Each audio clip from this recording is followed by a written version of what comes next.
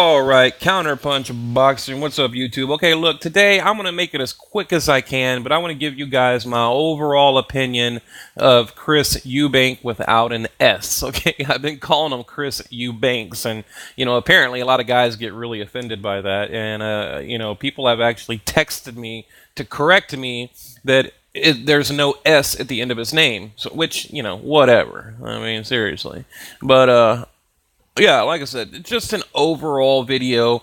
He recently won the IBO from Quinlan, so that's kind of now, he's like the #1 hot topic around, and, I'm going to give you my opinion on him. I have followed him since around 2013, 2014, the Billy Joe Saunders fight. Since that fight, I followed him because he's really hasn't, he wasn't back then. I'm talking 2013, 2012, a well-known American fighter. So that's kind of when he came across the pond over here, and all these boxing heads in America, started to pay attention to him. Now, one thing I want to kick it off with is his public image. Okay, let me give you guys some pictures here to look at.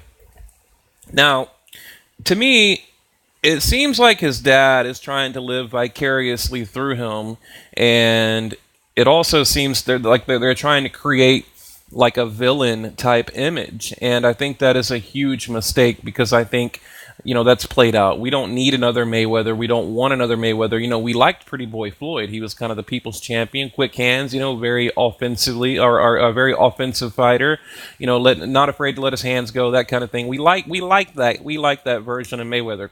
The new version of Mayweather, we don't like the running, the hugging, the holding, the clinching. We don't like that. So, it's not ring generalship, it's running, but it's not about Mayweather, okay? So I think, anyway, I think it's a mistake for them to try to just to recreate that image, and it seems like that's what they're doing because they're constantly calling out everyone from light middleweight up to super middleweight. Since he captured the 168-pound IBO belt from Quinlan, now he's calling out everyone at super middleweight. I mean, it's ridiculous. This guy is calling out everyone and their dog and their school teacher and their mother's boyfriend, but he's not fighting them. See, that is my problem. That is my problem. Every time I get notifications all day long, Twitter, Facebook, YouTube, whatever, it's like either him or his dad constantly calling out people. I mean, he was calling out Andre Ward today. I mean, Andre Ward, he called out Andre Ward. He's calling out, Golovkin lost his pen. We all know what happened there. I mean, just the list goes on and on. And pretty much any top 10 from 3 different divisions, this guy is calling out, but then fighting guys like Quinlan. So it makes absolutely no sense, and I think there's a reason he went from middleweight on up to super middleweight. I think it's pretty much like a safe haven for him right now, and I think he's ducking, the top opposition. He can jump up to, super middleweight and say, well, hey, I need to test out the water. I'm taking I'm daring to be great. I mean, I've noticed, and this is like the kind of one of the older tricks in the books. I mean, a lot of these guys, they jump up a weight class and will say, well, how could I possibly be ducking these other guys in my own division when I'm, willing to face a guy that's bigger and stronger in a division that I'm not even comfortable in? It's just the oldest trick in the book, and I think that's why he went up there. He's kind of letting the landscape change, and he'll come back down. I mean, look, what he needs to do, he needs to avenge his only loss against Billy Joe Saunders. That's what he needs to do. We don't want to see any more Blackwells. We don't want to see any more Quinlans, nothing like that. We want to see him against a top 10 or avenge his loss. Plain and simple. We don't need 100 tweets. We don't need, videos and articles and reporters. We don't need any of that of him calling everybody out, because really at the end of the day, it makes him look like a fool. It makes him look stupid, just to continue. Seriously, it really does. And it's kind of like what he earns in the ring, okay, the respect and really the fans that he earns in the ring, he loses in with social media. So you're like, oh yeah, he's a great, looks like a good fighter, definitely passes the eye test, and you're kind of like, all right, well, let's see what this dude does. And then he just goes out in the real world and ruins it, with all these bullshit tweets about calling everybody out, and so, and his actions definitely, they don't reflect, his words. So that's one of my biggest problems with him is his image, and his dad. I really think his dad tries to like live vicariously through him. So his record. Now, give me like 1 minute to kind of just break down the record, and you'll see why I kind of think the way I do. Okay, so 24-1-1, debuted in November 2011, 27 years old. Now, this did kind of shock me. He's 5'11", with put on boxing shoes, and he's damn near like 6 foot tall. I mean, that really did. I was really kind of surprised by that. So 72.5-inch reach, which is, again, kind of shocked me, with a little under an 80% knockout ratio, which means absolutely nothing considering his opponents. Okay, that knockout percentage is like useless. It doesn't mean shit when you look at who he's actually fought. Okay, holds WBA, or held or holds. I'm not sure if he's actually, you know what? I think no. He's not the current. The WBA middleweight, and now the IBO super middleweight. Okay. Now, looking at his last opponent, the guy he beat in order to become the new IBO champ, Quinlan. This guy at that time had like 10 or 11 fights. I mean, seriously, like when I saw that, I honestly thought I had the wrong guy. When I was like looking up his opponent, I was like, that can't be him. I was like, maybe there's two of them. Sometimes in boxing, you have two guys with the same names. I'm thinking like, I'm like looking for the real guy. I'm like, well, where is he? That can't be him. This guy's got 10 fights. And then I noticed that Quinlan won the IBO off of Daniel Gill, and I was like, oh shit, that is him. Like, wow.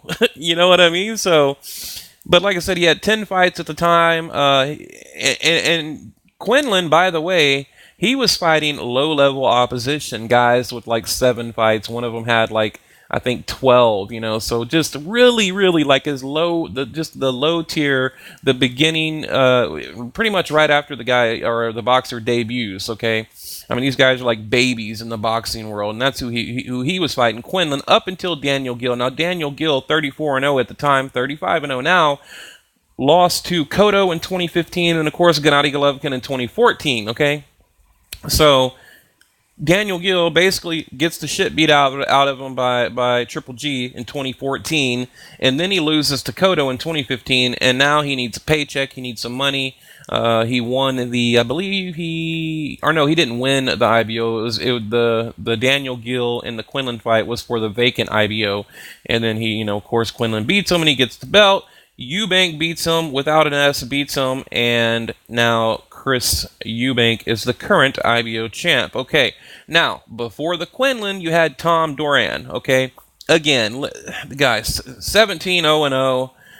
He was undefeated at that time, but again, very, very little experience. Nick Blackwell, to 21, I think. Oh, at that time he was undefeated too, 21-0. But again, go look at Blackwell. I mean, he had like maybe one meaningful fight before the Eubank fight. Okay, so you look at all these guys, and they're just like beginning their pro career. It's like, why is Eubank like fighting these people? And I know what people say. Well, because he's kind of beginning his career too, which I guess in a sense maybe he is, but he's like I said earlier, he is like literally shooting himself in the foot, because the respect that he earns and the fans that he earns in the ring, he's losing the minute he steps out of them and starts running his mouth on social media, especially his dad. I mean, so it's like, they kind of they win over a few fans, and boom, it's gone within within a few days. It seems, especially after he wins, like they just get really obnoxious on social media, and people are like immediately turned away. So, yeah, with the Nick Blackwell, and remember the Blackwell fight, that should have been stopped way before it was. He had that big swollen up eye, and he was in induced coma. They induced the coma for Blackwell, so he could be treated while in the hospital. And Eubank, he did show a little compassion. He did show a little bit of humanity there, but I think it was fake, to be honest with you. So just to kind of like, because that's just taking it too far, and they didn't want his public image to be just totally ruined. So I think that, his compassion and his the fact that he cared or whatever about Blackwell was like total bullshit, in my opinion. I don't think he gives a shit about that guy one way or the other. Okay, then Dmitry Chudnov. Okay, that was February 2015. At that time, Chudnov was 14-0, or 14-0-2 at that time. So again, a very green fighter. And I know what you're probably thinking. Well, at that time, what's his name? Eubank had around 20 fights, so that's fine. That's fine. I'm not criticizing him for that. I'm criticizing him, for just parading around and not respecting these other guys and calling, like I say, he called out Andre Ward this week. Like, he seriously, like, a little notification popped up on my Google page, and it's like, Chris Eubank calling out Andre Ward. Now, here's the funny thing. Andre Ward was kind of like promoting his last fight. Now, I'll get into that in a minute with this whole IFL or ITV TV, whatever the hell it is. We'll get into that in a minute. But Andre Ward was definitely in on that to help promote that whole production. So that was odd. I was like, what is that all about? So, but 2014, he loses to Billy Joe Saunders, lost by decision. So, and like I said, I really think he needs to avenge that loss. So that's really all he needs to do right now. And maybe they're trying to build him up a little bit. I don't know. And his dad, what? Now, his dad also was a 2-division champ. So now, like father, like son, they both won a belt in each division. So, congratulations, right? Whatever. But again, they ruin it with their mouth, okay? Now, he said, this was something I just, actually right before I made the video, I came across it. I don't remember if it was on Twitter or somewhere. Maybe it'll show up in one of these pictures. But he said, I want the rest of James DeGale's teeth. Remember James DeGale just lost to Badu Jack, right? And lost his 2 front teeth. And he says, I want the rest of his teeth. I mean, just shit like that. Constantly running his mouth. And then after, he wins a fight, he does that dumbass stare, like he'll walk over all robotic, and he gazes out at the crowd like stone-faced, just like a statue. It just reminds me of some WWE shit. Like if I was in the crowd, I'd throw an onion ring at him or something, just it's so dumb. But yeah. And by the way, James DeGale, he is 6 foot, and again, with boxing shoes, he's probably about 6'1", and he has a 74-inch reach. So they're really not far off from their size. You got Eubank is 5'11", 72-inch reach, and then you have DeGale is 6 foot with a 74-inch reach, or actually it's 72.5 for Eubank, just to be correct, because I know people are going to correct me on that shit. I mean, I noticed you guys really pay attention, because I'll say Eubank he's 5'11" with a 72-inch reach, and they're like, no dude, it's 72.5, so, but hey, whatever, I like it. Okay, so we get, now going back to that Quinlan fight. Now, what I didn't like about it, like I said, it was on that I forget the name, it's it's actually, I remember, it's ITV. And it's kind of like, you can subscribe on your computer, your phone, you can whatever, your TV, and you order different events, and therefore they charged, okay? They charged to watch the Quinlan Eubank fight. And I heard people in the UK, they were actually trying to boycott. They were trying to boycott, the fight. So, I mean, I thought that was interesting because they were pissed off that they were going to charge for it. They're like, you're fighting a guy with 10 fights. Just because he has some bullshit title doesn't mean we should pay for it, okay? And again, the arrogance that goes behind these two is what I'm really referring to here, okay? And we all know, look, we all know that boxing nowadays is really, I think it's paid for and really supported by fans like me and you, just your everyday average working Joe, whatever you want to call it. I think the people like us really support pay-per-view, and I think that's just taking advantage of them. That's what I don't like about it. I think it's taking advantage of them, and it's making it impossible to become a fan, right? I mean, now sure, we can catch it on YouTube later or something like that, but imagine if you wanted to actually go to the fight or watch it live, and you have to pay for it. I mean, it's just, I don't know, it's just not right. He hasn't earned that yet. He hasn't earned the right to ask people for money to watch him to fight on a device or on the internet or on TV or whatever, so And that's a big problem I have with him, okay? And especially when he spent the last 2 years, okay? 2 years like calling people out, you know? I mean, that's it. Like I said, he calls all these guys out, but yet he hasn't fought any of them. You know, during the Golovkin Eubank negotiations, you know, they lost their pen, and then boom, Eddie Hearn said, "All right, well, I got something for you." Kell Brook and Gennady Golovkin. Okay, so and then even after that, he continued to run his mouth. So you know, he had his chance. Now I heard his dad was being like such a diva during the negotiations that Eddie Hearn just got sick of it and called Kell Brook. So.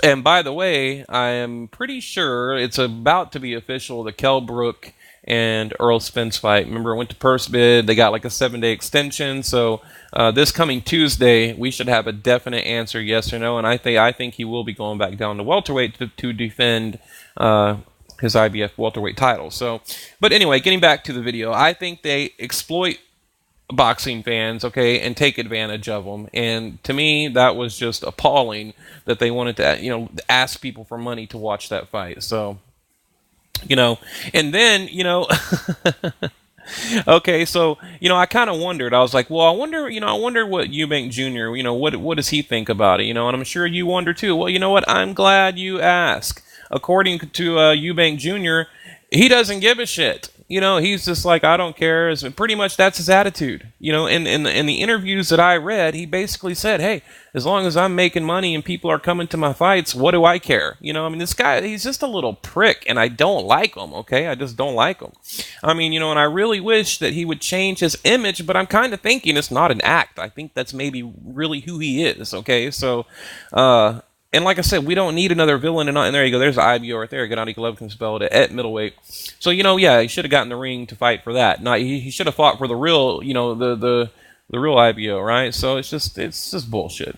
But you know, and like I said, the whole father and son relationship, you know, I kind of like that in boxing. I mean, it's not, you know, like Kenny Porter, Sean Porter, you know, that kind of thing. Even with just recently in the Leo Santa Cruz and his dad against Carl Frampton, but we're getting a rubber match out of that. So, but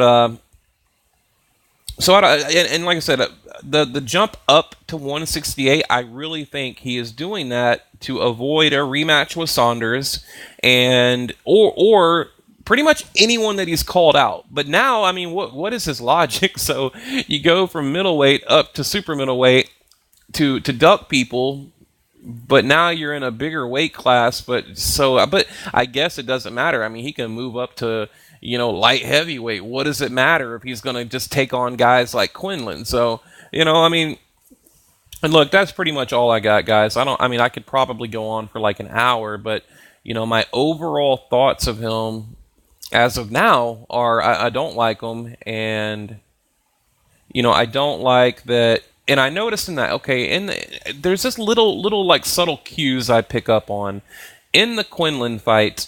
Quinlan landed a really good right hand, and it was almost like he had this look like, oh, how dare you, you know, how dare you hit me like that, and he just like went on this full on attack.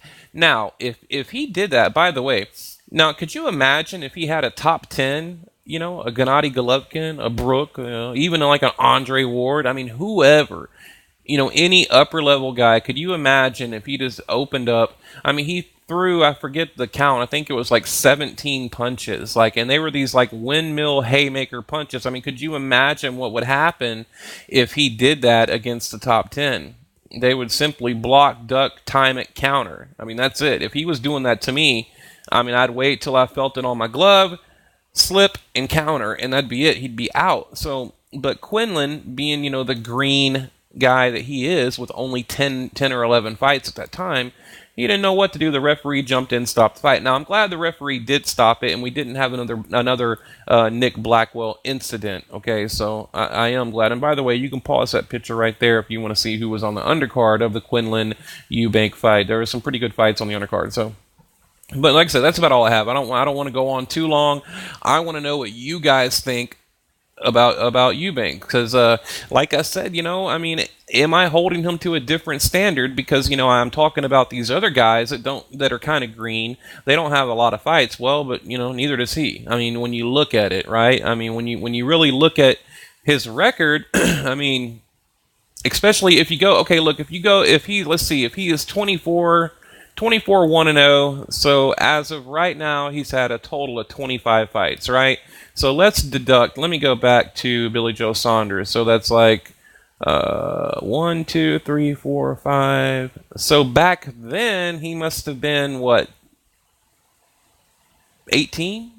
18-0, 19-0, something like that. Back when he fought Saunders, so Billy Joe Saunders. So that's what I mean. I don't want to hold him to a different standard, but what kills it is what he does outside of the ring. And I know a lot of people are probably thinking, well, why do you care what he does outside the ring? Well, why? Because we live in a new world now. Okay, we live in a new generation where, you know, we have instant information. We have like fights instantly. You know, it's just we just live in this bubble of like social media now, whether you like it or not, whether you participate or not. You know, you can't really get away from it. There's no escape. So that's why I have a problem with him. You know, I mean, maybe let's say back before the internet, I probably would have thought he was the greatest thing in the world. Now think about that. That's a very interesting thought to end the video on. You know, back before we had social media, before we had Twitter and, you know, Facebook and Instagram, which I'm not even on, but before we had all that, if I went to a Eubank fight, I'd be like, wow, this kid's great. You know, I really like him. But back up. But if I looked at his record and his opponent's record, I wouldn't like him. So, you know, I guess you could look at it like that. So, but anyway, guys, yeah, leave your comment below. What do you think about this guy? And really, the most important question of the day is, what should he do from here? Okay, where does he go from here? I mean, like I said, he's calling everyone out at middleweight, but then he jumps up to super middleweight, and I really think it was just to buy time, you know, just to let the landscape change, let the dust settle, and buy himself time. Maybe avoiding Saunders. I think right now he should take the Saunders fight because Billy Joe Saunders is completely out of shape. He looked like hell in his last fight, and he even admitted he was out of shape and he was not himself. And he did win, but he admitted that was probably the worst version of himself he'd been in a very long time. So I think right now, you know, would be a good opportunity to see right here. You see that right there? I don't see how Ward or Golovkin can beat my son. I mean, that's from his dad. That's from Christopher Eubank Sr. He just put out an article that says, I don't see how Andre Ward or Gennady Golovkin can beat my son. So it just never stops. And then they go and fight a guy like Quinlan. That is my point. And I'm sure they're aware of that point. But they need like a new like public, what do you call it? Your public image person. I forget what they call it. But they need to like hire someone to manage his public image because it's ruining his career. It really is. So, and it will continue to ruin it. And if, like I said, if they're going for the whole villain route, it's played out and it's not going to work. And that translates to dollars, okay? Unfortunately, well, maybe not unfortunately, but realistically, your public image nowadays transfers and equates and amounts into dollars, okay? So anyway, guys, leave your comment below. Like, share, subscribe. Counterpunch Boxing. If you watched the whole video, I will be shocked. We are out because the video was too damn long.